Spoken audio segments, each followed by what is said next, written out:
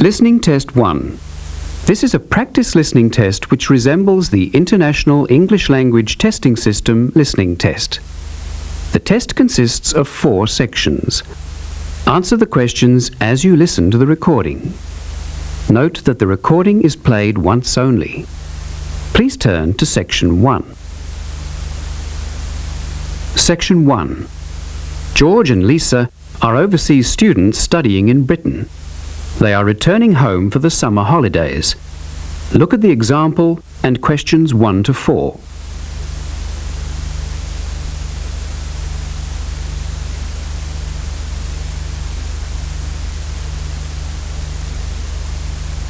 For each of the questions, 4 pictures are given.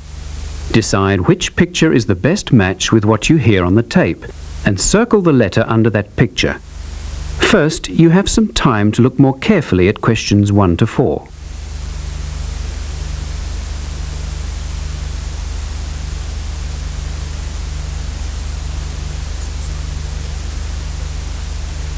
Now listen to the following conversations and answer questions 1 to 4.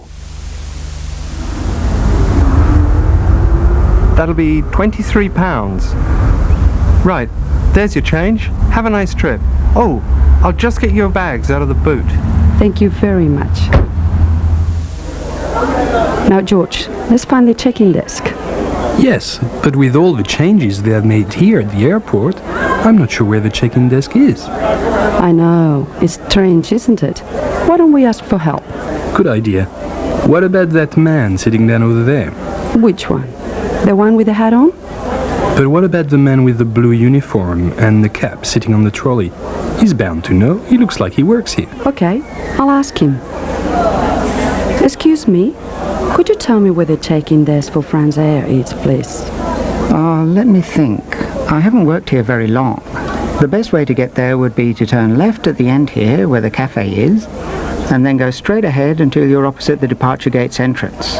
No, sorry. It might be quicker to turn right as soon as you get past the cafe. And keep going along the corridor until you come to the sliding doors at the end. On the left. Yep, that's it. All the check-in counters are in a hall there. I'm pretty sure France Air is directly to your left as you walk in the hall. Thanks a lot. So it's left past the cafe and then right opposite the bookshop. You can't miss it. Come on then, Lisa. We don't want to be late. And I want some time to get a cup of coffee and look around the bookshop. Okay, George, but I want to go and wash my hands first. I'll meet you at the check-in desk. George now speaks to the clerk at the check-in counter. Listen to the conversation and fill in the information on the excess baggage form in the spaces numbered 5 to 13. First, you have some time to look at the form.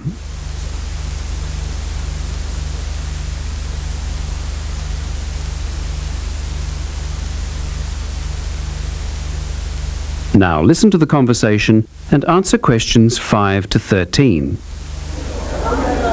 Good morning. Can I help you? Yes, I would like to check in for flight FA 492. Very good. Can I have your ticket and passport, please? Yes, here you are. Okay, thanks. If you could just put your suitcase on the scales. Oh, I also have this extra box that I want to take as well. Okay, well, that's extra luggage, so I'll have to get to fill out an excess baggage declaration certificate. It'll cost extra, I'm afraid. Let's see, £40 exactly. Ah, well, what's the form for? It's just a form you have to fill out, so if there are any problems, we'll know where you are and how to contact you. So, if you can give me a few details, I'll key in the information. Okay then. Now, your passport says your name is Lavillier, is that right? Yes, George Lavillier. George, L-A-V-I-L-L-I-E-R-S. Good. Now, nationality, French. No, wait a minute. It's a Swiss passport. Well, yes. I live in France, but I was born in Switzerland. Swiss. Very good. Flight number FA 492. Destination is? Paris. Are you connecting with any other flight in Paris, or will you be staying there? No, I'm spending my holiday in Paris. Well, Sèvres, just outside Paris. Okay, so what's the phone number there? Let me think. The country code for France is 33, and the number is 198614537. Right, so that's 33198614537. Yes, that's it. And can you tell me briefly what you have in the box? Well, there are some books, just university textbooks from last term, some clothes, and, oh yeah, my computer disks. Okay, thank you. And what would be the approximate value of the contents? Oh, quite a bit actually. About 150 pounds. That's all? There's your receipt for the box, your passport and ticket, and here's your boarding pass. Gate 7. You can board the plane in about 35 minutes. Have a nice flight. That is the end of Section 1. You now have 30 seconds to check your answers to Section 1.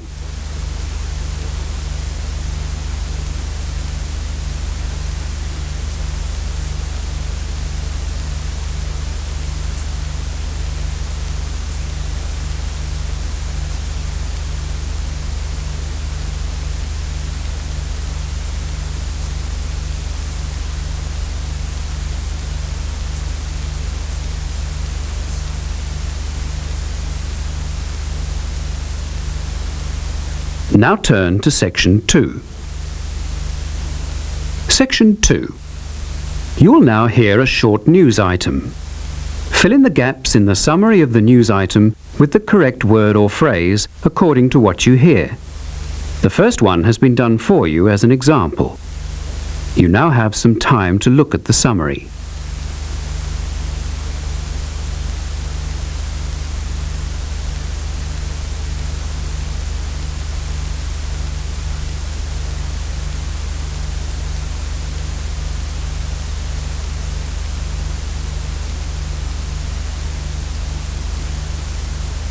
Now listen to the news item and answer questions 14 to 21. The minister responsible declined to make any further statement. And now, with more information on the situation in Lytham, we cross to Sophie Roberts at the scene of today's major traffic accident. Good evening. Yes, Kelly. The situation here in Avalon Road, Lytham, is chaotic. The death toll is rising with 3 known fatalities and a further 14 people receiving treatment at the local St. John's Hospital. A few moments ago, I spoke with Police Rescue Officer in charge, Chief Inspector McManus, who told me that it would be at least 2 hours before the northbound lane was reopened, and even longer for the southbound lane that is still strewn with vehicles. He urged all drivers to find an alternative route through Lytham. Is there any clear indication as to what caused the disaster? Well, yes, Kelly. They are starting to put together the accounts of the witnesses. Here is Chief Inspector McManus. Inspector, could you spare us a moment, please? Well, yes. Just a moment, though. As you can see, I have a lot on right now. Yes, thank you. Now, tell me, do you have any more information for us? Yes. It seems, from what I can piece together so far from the statements that the witnesses have made, that the driver of a large articulated lorry lost control of his vehicle as he came down the road there. As you're aware, it's a very steep stretch of dual carriageway, and it would have been very difficult for the driver to bring his vehicle back under control coming down that hill. There was a queue of traffic turning into Avalon Road from Batty Avenue. They wouldn't have been able to do anything. I'm sorry, I must get back to work. Yes, of course, Inspector. Thank you for your time. I also have with me Mr. Ted Higgins, a local shopkeeper, who told us that he heard the lorry sounding its horn before the accident. Well, I was just unloading my van outside the shop here, and I heard this horn. You know, much worse than an ordinary car horn, and it just went on and on, getting louder and louder. And then I think I was still holding a box of tomatoes, and There was this huge lorry coming down the road, horn going and the lights on, travelling real fast. I don't know, maybe about 80 or 90 miles per hour. It came straight down through the lights right at the moment the traffic was turning into the main road. You know, Avalon Road, from Batty Avenue. It just seemed to pick up the cars as it went along. I tell you, it was a real mess. Thank you, Mr. Higgins. And so, back to you, Kelly, in the studio. Thank you, Sophie. Anyone wanting further information regarding those injured in the accident should ring St John's Hospital, which has set up a hotline, and the number is 0171 389 1778. I'll repeat that number, 0171 389 1778. And now, with all the news of sport, here is Charles Oakton. That is the end of Section 2. You now have 30 seconds to check your answers to Section 2.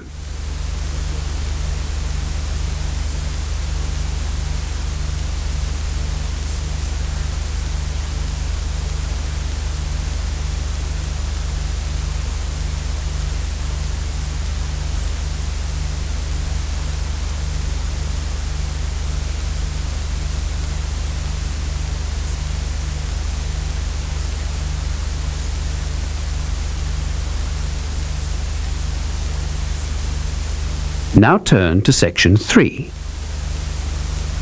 Section 3. Next you will hear an interview on the radio.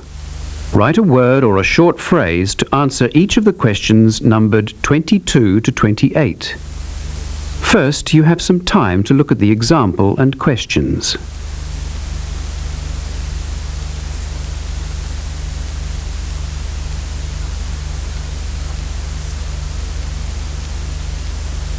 Now listen to the interview and answer questions 22 to 28.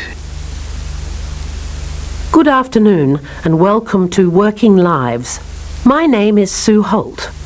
This week we continue our series by looking at a job that is often thought of as adventurous, exotic and highly desirable.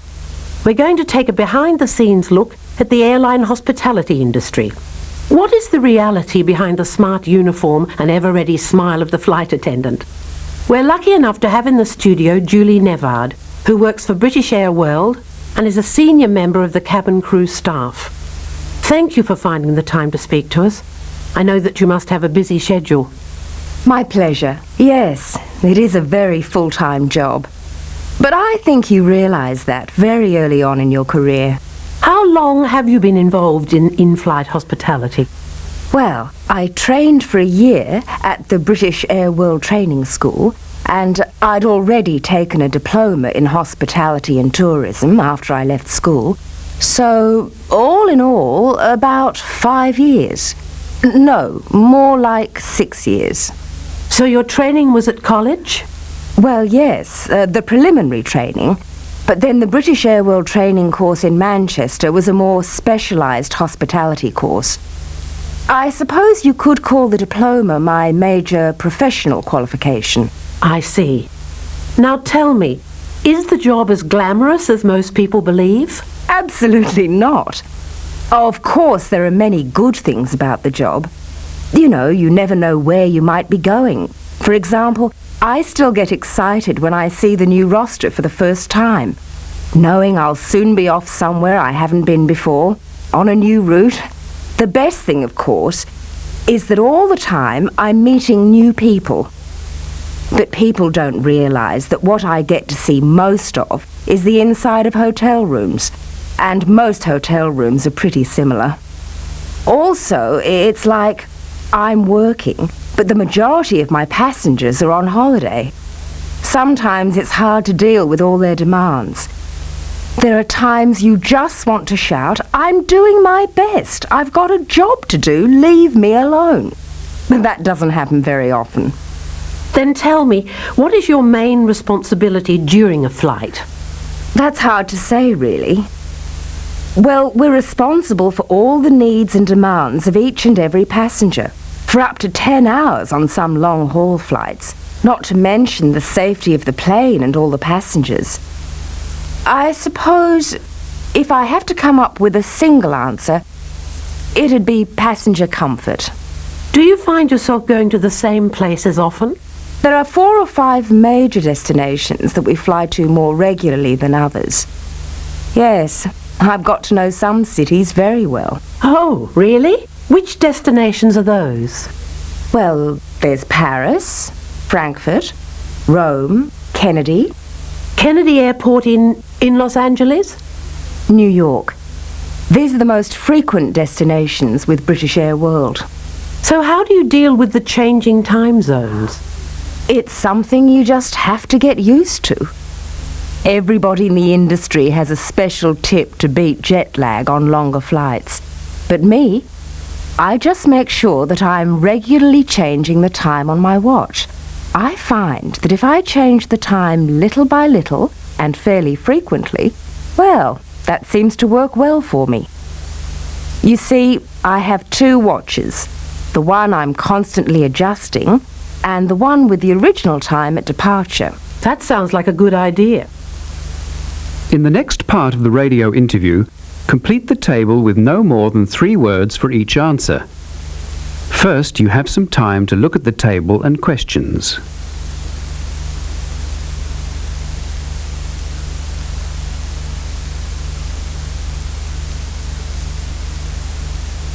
Now listen and answer questions 29 to 33. So, have you seen many changes in the type of services you offer? Oh, yes. These days the competition is much tougher. I suppose the result is that the consumer, the traveller, has a much better deal. Well, the seats are bigger, more comfortable than they were 10 years ago. The in-flight entertainment, the films, now they're all recent release blockbusters. They weren't 10 years ago. But the 2 biggest improvements have been to do with the smoking restrictions and the upgrading of the meals. Oh, right. Tell me about these 2 changes. Yes. The restriction on smoking has had a 2-fold benefit. Firstly, the atmosphere is much more pleasant. And secondly, the fire risk is greatly reduced. You know, we used to have people dropping cigarettes, burning the seats. A dreadful fire risk, can you imagine? Terrible. I, for one, never understood why anyone was ever allowed to smoke on aeroplanes in the first place. And the meals? With so many carriers vying for passengers on the same route, you just have to offer more. Vegetarian meals, choice of 2 hot meals, interesting, exotic, gourmet food. All this is now commonplace in our economy class galleys. And for the business and first class passengers, the food is as good as in any world-class restaurant. Top chefs, great presentation, nutritious ingredients. Really, quite lovely. And finally, what advice or words of warning would you give to school leavers considering a career in this industry? Well, that's a difficult question. I'd say think long and hard about why you want to do it. It's not all glamorous, and it can be very hard work. Julie, it's been fascinating talking to you. Thank you for your time. And just before we go, next week we will be talking to... That is the end of Section 3. You now have 30 seconds to check your answers to Section 3.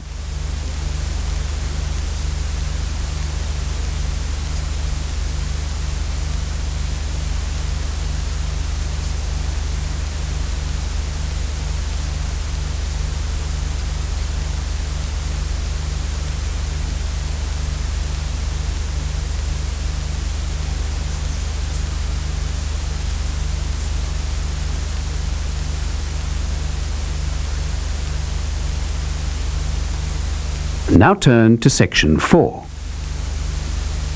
Section 4. You will hear part of an introductory seminar given at a hotel management school. Choose the most suitable of the answers given for each of the questions numbered 34 to 40. First, you have some time to look at the example and questions.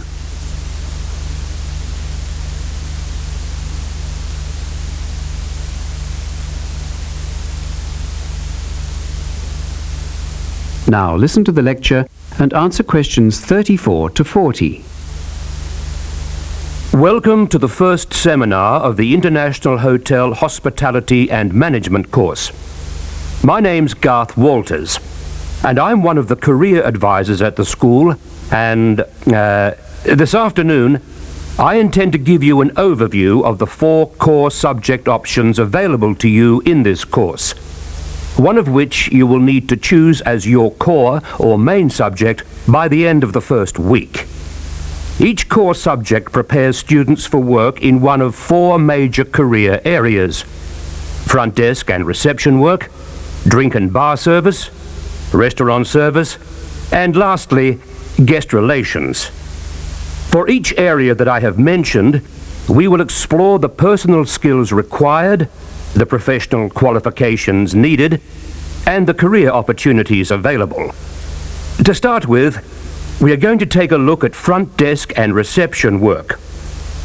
In some ways, the reception desk is both the face and the nerve center of a hotel. It's the first point of physical contact with the client, and a close and professional relationship should be immediately struck up. The psychology behind the need for creating a good first impression and maintaining it is fairly obvious. But how to do this effectively constitutes a major slice of the work that all students will be doing in the first few weeks of this course, regardless of the option that you choose. Now, the type of person who is best suited for front desk and reception work is self-confident, caring and sensitive, intelligent, and also able to work calmly in the glare of the public eye, when it's as busy as it often gets, without appearing to panic. The ability to speak more than one language is naturally a great asset in this job, as is clear diction and familiarity with switchboard operating systems, a technical skill that is taught only in the front desk and reception core option. Qualifications? Well, ideally, an associate diploma with at least one foreign language would be good, but this is not strictly necessary. You are encouraged, however, to take up another language. As for the career opportunities available, after a few years, competent front desk staff can begin working in reception management, that is, being responsible for the VIP guests and coordinating and arranging conferences and meetings at the hotel. We now move on to the second core subject option, drink and bar service. Usually, you need to have completed a recognized bar course to begin serving drinks in a top hotel, but you'll all be taught the basics, since a percentage of the work in each option is compulsory for all students. Obviously, an outgoing and lively personality are prerequisites for this type of work. Also, an ability to work late into the night. So, if you are a morning person, this type of work is definitely not for you. There is much more to skilled bar work than just serving drinks. It involves an intimate knowledge of most alcoholic beverages, mixers, wines and beers, as well as mixing techniques and the correct choice of drinks to accompany meals. An effective member of a drink and bar service team can eventually move into more specialized areas. 2 of the main avenues open are cellar management, dealing exclusively with wine and fortified wines, the selection, purchase, storage, and general upkeep of the hotel cellar, and the other area is working in coordination with fine restaurants as a wine manager or consultant, with the emphasis placed more on the bonding of wine with food. Naturally, for both careers, a wide and thorough knowledge and appreciation of wine varieties and styles is essential. The third core subject option is restaurant service. Well, a love of food and its presentation is a must for anyone considering this line of work. Also, life in a restaurant can be hectic, hot, and very busy. The hours are long, and the competition for certain positions within the industry is tough. But by completing the International Hotel Hospitality and Management Catering Core option, you will be able to enter restaurant service as an assistant or grade 3 chef. As a grade 3 chef, you will be responsible for the preparation of salads and desserts, stocking and cleaning the fridges, etc. And as you learn, you can progress to grade 2, and then, with time, grade 1 or chief chef. As you become more familiar with different styles of food and presentation, you may wish to specialize in a particular area. But, as I said, the competition, especially in the larger, more reputable hotels, can be fierce. Right. Before I move on to the last option, guest relations, I want to say a few words about how you can best choose your core subject. But, are there any questions before I continue? That is the end of section 4. You now have 30 seconds to check your answers to section 4.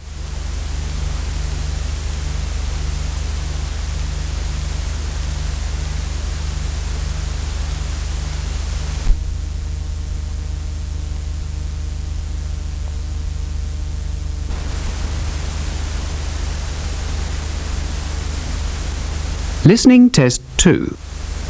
This is a practice listening test which resembles the International English Language Testing System listening test. The test consists of 4 sections. Answer the questions as you listen to the recording. Note that the recording is played once only. Please turn to Section 1.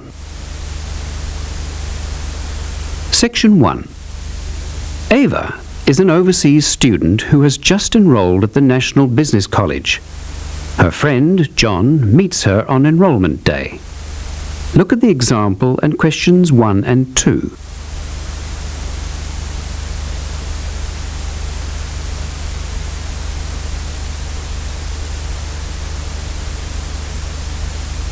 For both questions, 4 pictures are given. Decide which picture is the best match with what you hear on the tape, and circle the letter under that picture. First, you have some time to look more carefully at questions 1 and 2.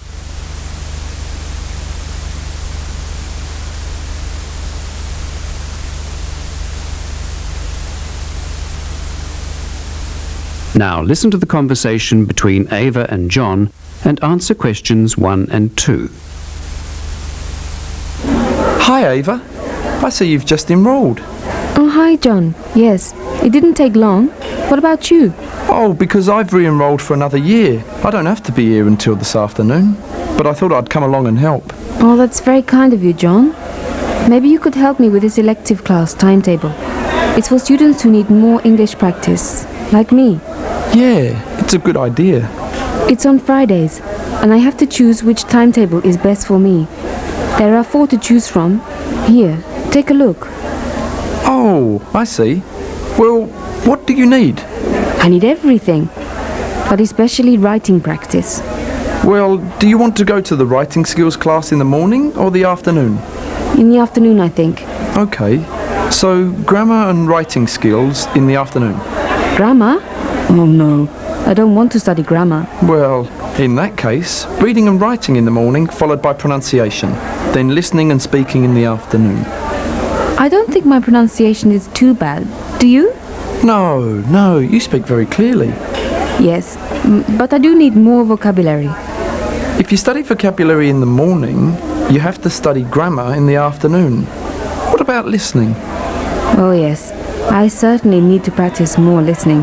Then your best choice would be to study listening and vocabulary in the afternoon, and writing, reading and grammar in the morning. Do I have to take grammar? Well, if you want to improve your writing. Yes, I suppose you're right. And, writing class, first lesson in the morning? I'm afraid so. How's your reading, Ava? Oh, I'm a bit slow. Yes, I think I will study writing, reading and grammar in the morning. And listening and vocabulary in the afternoon. Good choice. Now what do you have to do?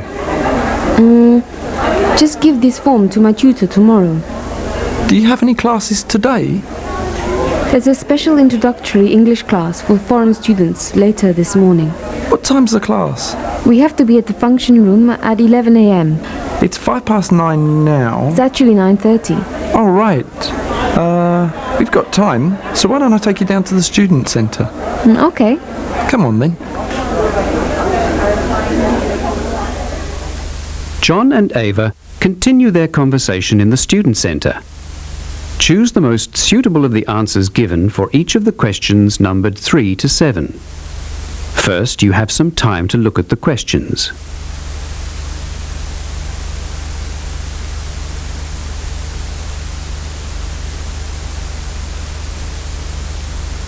Now listen to the conversation and answer questions 3 to 7. John, how many years have you been studying at the college? This is my second year. I started, 1 year ago. Tell me again, what is it that you're studying? Computing, isn't it? Basic programming? Yes, I worked as a computer programmer after I graduated from university. So, why are you doing basic programming? No, advanced programming. Right.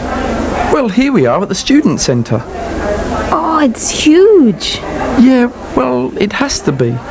There are 500 students on campus and 50 staff. Oh, look. There's some information about clubs.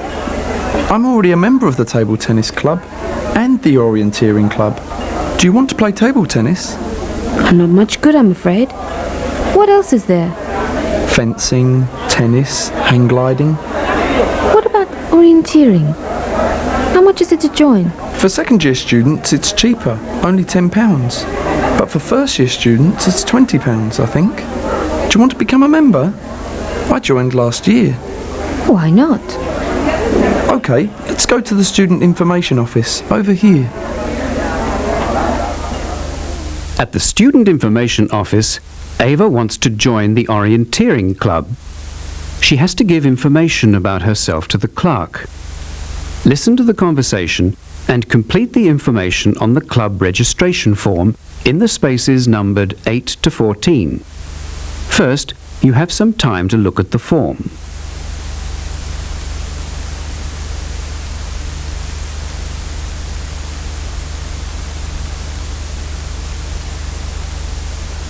Now listen to the conversation and answer questions 8 to 14. Hello, my friend Ava is a new student and she would like to join the orienteering club. No problem. All I have to do is fill in this registration form, and the cost is only £15 for first year students. To start with, I need your full name. Eva, isn't it? Yes. E-W-A. Family name? Zaleska. Zaleska. How do you spell that? Z-A-L-E-S-K-A.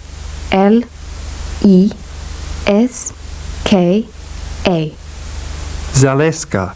Very good. And you're from? Poland. Nationality Polish. I went to Poland last year. Great place. Okay, so what's your student number?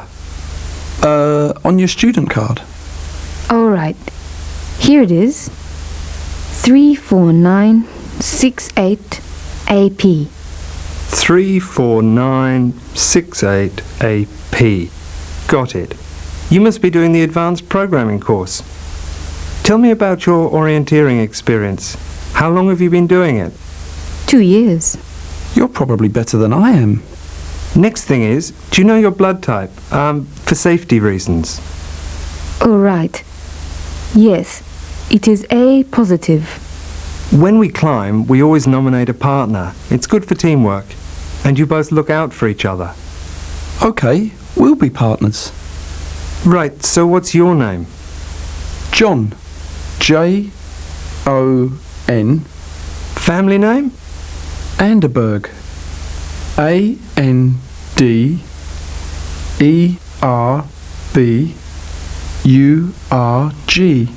Good. When would you like to climb? Is Sunday morning good for you, Ava?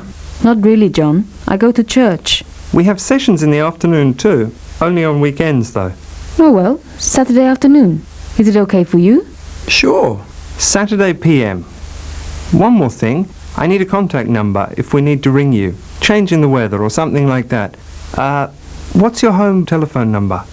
01 222 565 248. 01 222 565 248. Now, all you have to do is pay the £15 and I'll fix you up with a club membership card. Here's an information sheet about the club. See you later. Bye. Hey, Ava, we've still got plenty of time. Let's watch some TV. All right. That is the end of section 1. You now have 30 seconds to check your answers to section 1.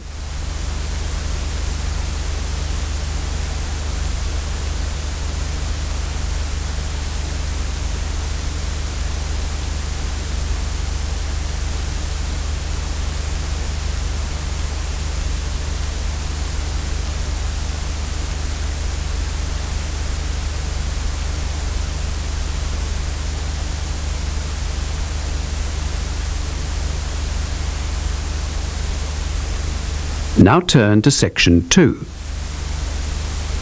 Section 2. When Ava arrives at the student centre, she watches a television report on the European country of Estonia. Before you listen, look at the maps of Estonia, the example, and questions 15 to 18.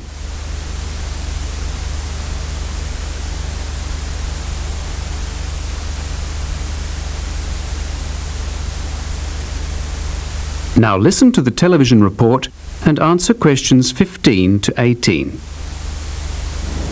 Good morning, viewers.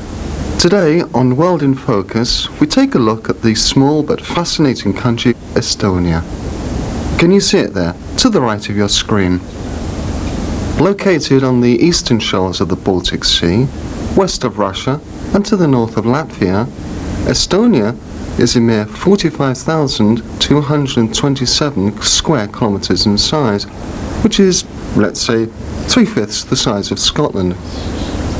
The country is divided into 15 counties, 207 rural municipalities, and only 47 towns. The official population is 1,462,130, made up mostly of native Estonians, 64.2%, followed by Russians, 28.7%, Ukrainians, 2.7%, and Belarusians, Finnish, and others, 4.4%. The capital, Tallinn, in the northwest, as you can see, quite a beautiful city, has a population of just 420,470. We'll be back with a further look at this extraordinary nation. Stay tuned. Next, look at the summary of Part 2 of the television report and questions 19 to 23.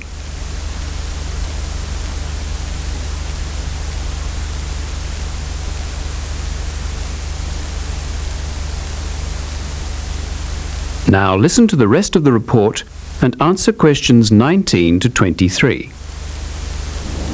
Welcome back. Estonia is a rather flat country. The highest point is just 318 metres above sea level.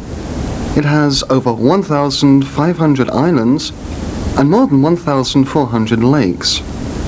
The chief industries are the manufacture of agricultural machinery and electric motors. Chief crops, grain and vegetables. Okay, now, you're probably thinking, why don't we know more about Estonia? Well, it could be because the country only gained independence from Russia in 1991. Each year it celebrates its Independence Day on February the 24th. The Constitution guarantees fundamental human rights, and Estonia nowadays is, in fact, a democratic parliamentary republic.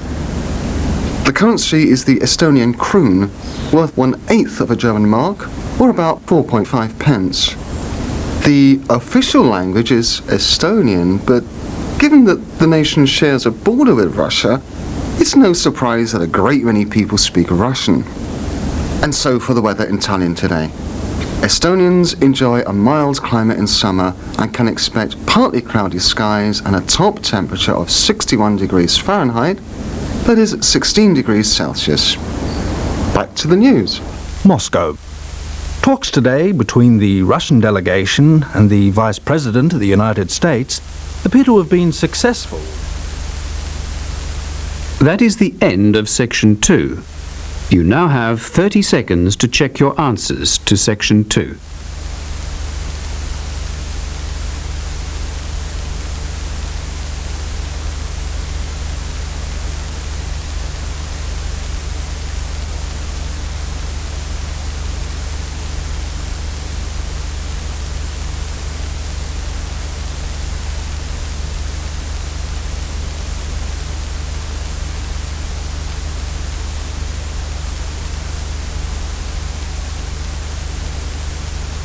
Now turn to section 3. Section 3. Later that morning, Ava attends a special class for students who are non-native speakers. The tutor is interviewing an ex-student of the college. For questions 24 to 32, listen to the interview and complete the sentences with a suitable word or phrase. First, you have some time to look at the example and questions.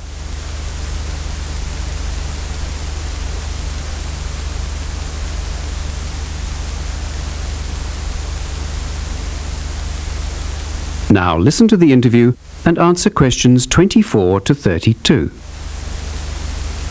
Today I have with me Anna Cherney, who was a student at this college, how long ago? I was here 2 years ago now. Anna was a student in this English class when she was at the college, and she is here to tell us about the many problems facing a non-native speaker in a tertiary institution. What have you been doing since you graduated, Anna? I was quite lucky when I left the college because I got a job pretty quickly with the local council. I'm still with them. Tell the class what course you took here at the college. Yes, I originally wanted to work in advertising, but I found it was too hard because of my English. And so I changed my direction. And, well, I'm glad I did, because now I have a qualification in nutritional science. And that's how I managed to get a job with the council. What exactly do you do with the council? I work with the chief dietitian, making sure that the meals prepared for the elderly in the community are nutritionally balanced. The council provides food for those old people who can't get out of their flat or their house. It's a very demanding job, but I like it. You deliver the food? No, I spend most of my day in a laboratory at the council. But sometimes I talk to older people to find out if the food is tasty enough and that they like it.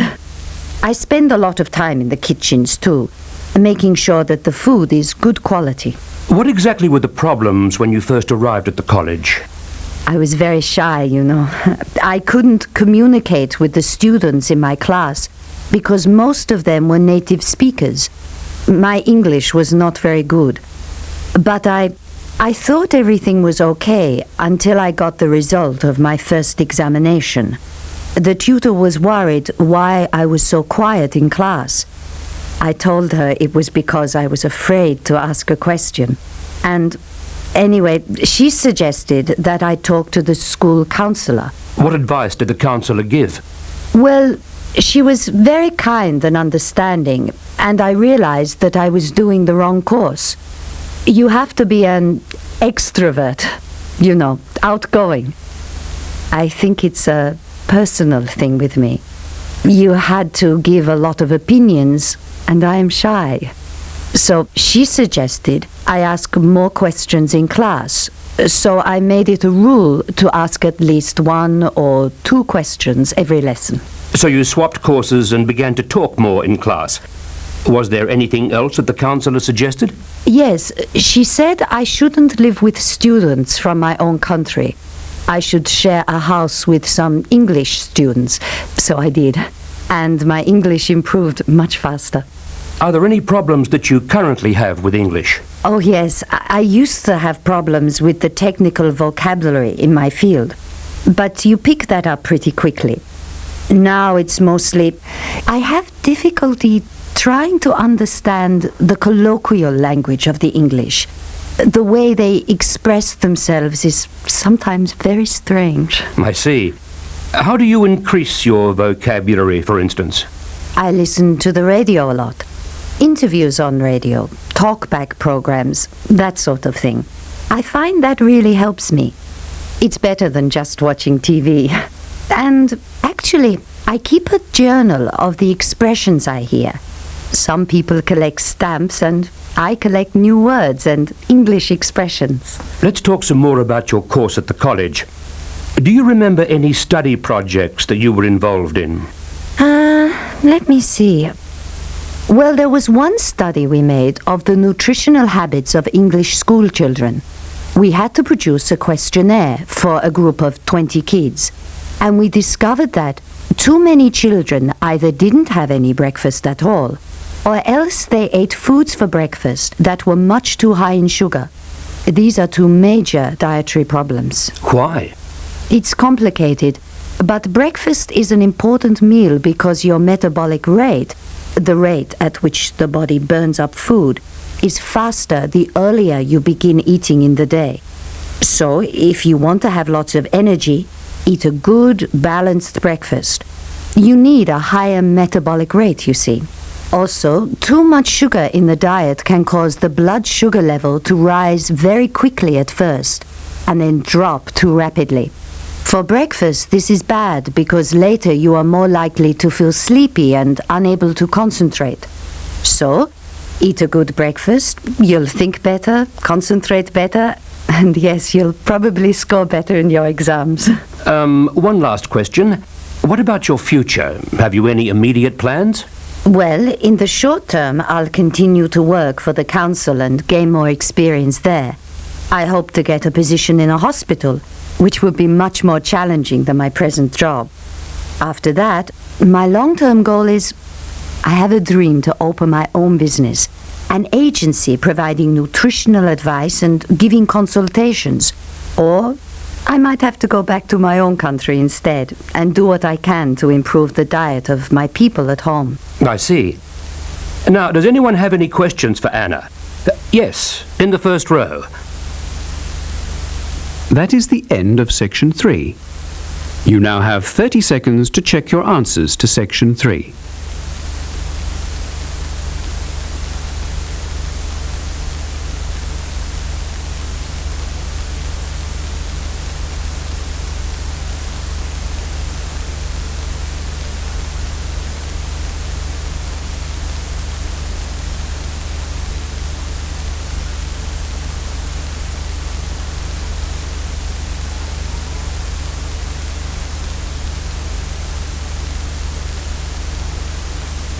Now turn to Section 4.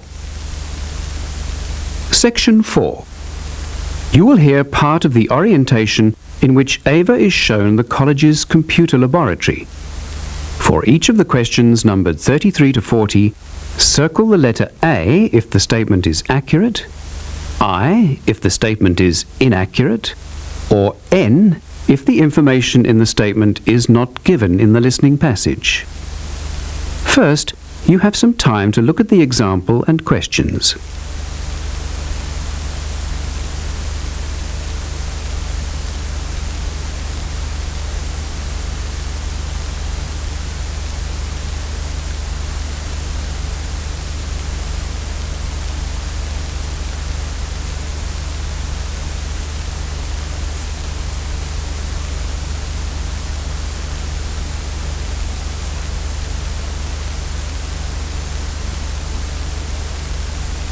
Now listen to the computer laboratory orientation and answer questions 33 to 40.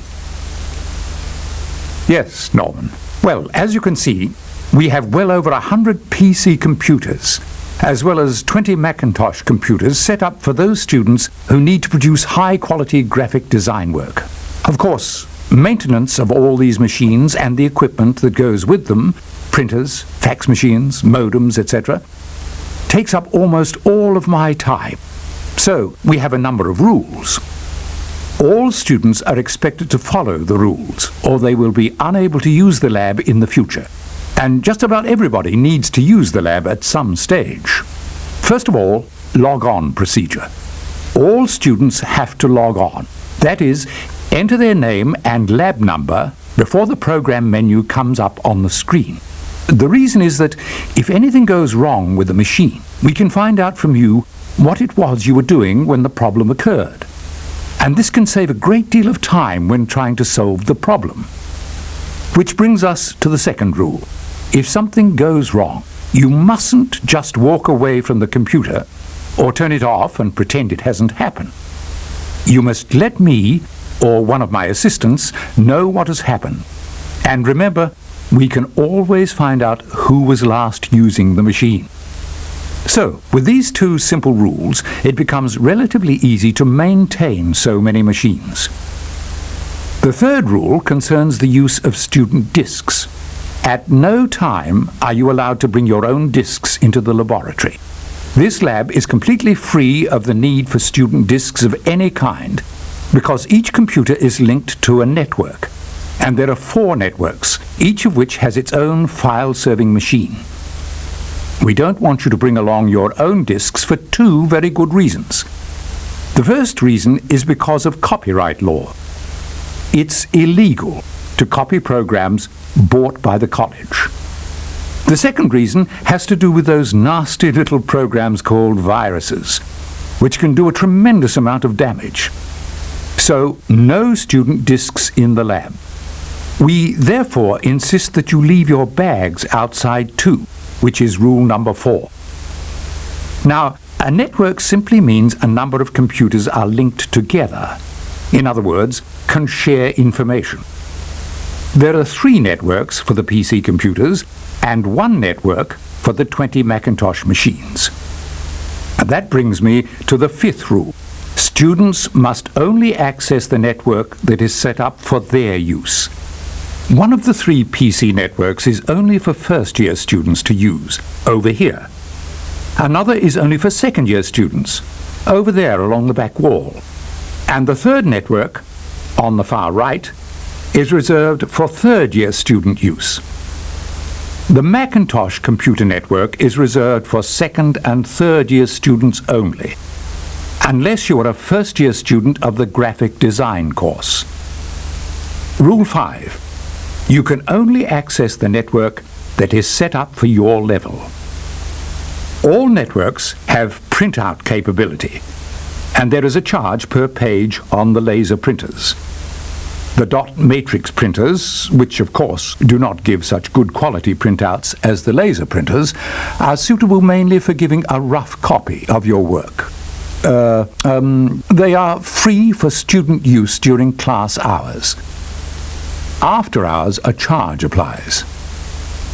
Now, class hours, as you probably already know, are from 9 in the morning until 3:30 in the afternoon, Monday to Thursday, and until midday on Fridays.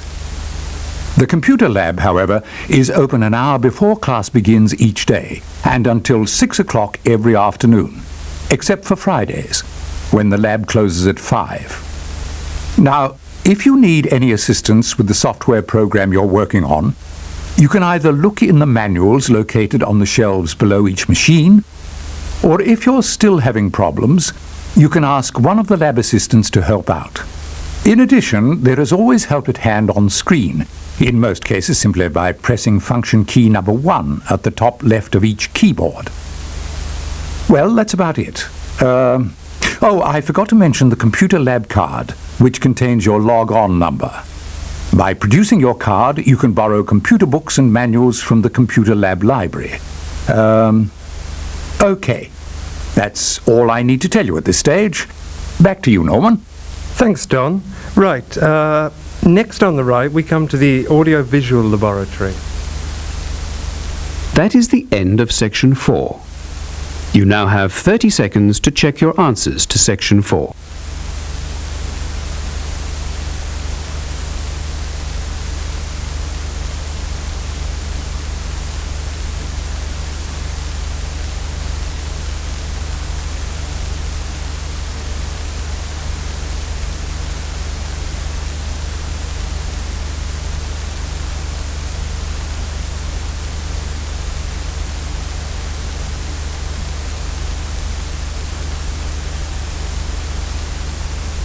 You now have 1 minute to check your answers for the entire test.